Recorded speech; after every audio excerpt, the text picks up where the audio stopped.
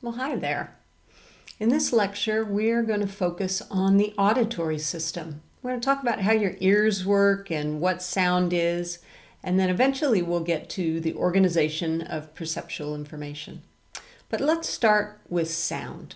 What is it? Sound is waves of air molecules. And what changes with those air molecules is how tightly packed together they are.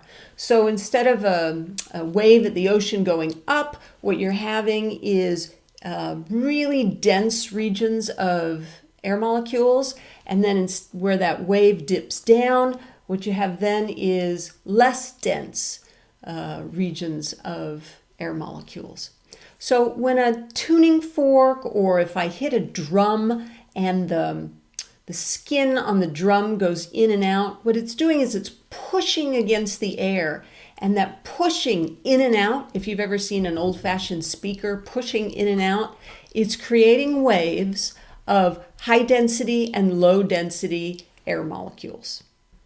The magic that occurs in the auditory system is that these waves of air molecule density can be converted into action potential, something that your brain understands.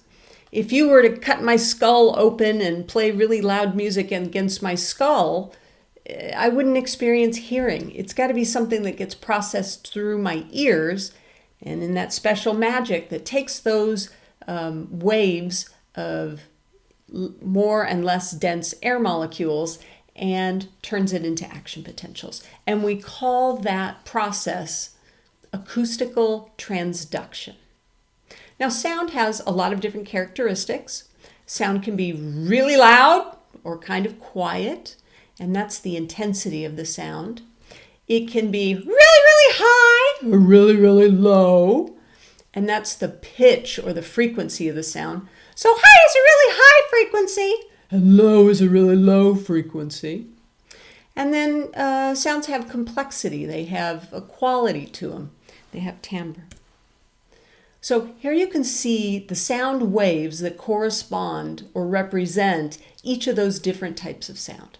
So loud waves have a higher amplitude than quiet waves. So when you whisper, the waves of air compression are really small. And when you yell, they're very tall. Pitch, if I talk like Minnie Mouse with a really high pitch, that means that there's a lot of waves. And if I speak very low, like a nightly newscaster, then my waves will be infrequent. In other words, there'll be a big distance between each wave. The wavelength will be long. We measure sound in something called decibels. The measure of decibels starts at 0, and 0 is the threshold of hearing.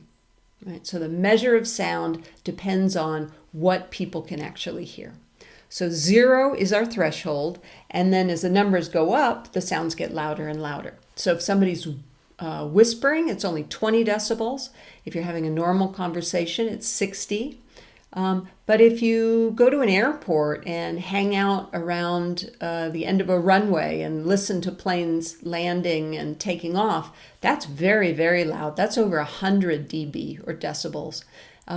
If you've ever gone to a rock concert, a music concert, where they have those big speakers and you get up close to the big speakers and you can feel that pressure from the speakers, that's super loud. That's 140 dB. And there's a squiggly line there on this graph that separates a lower section from an upper section. The upper section is loudnesses that have the potential of doing permanent damage to your auditory system. Okay, come right back and we'll talk about your ears.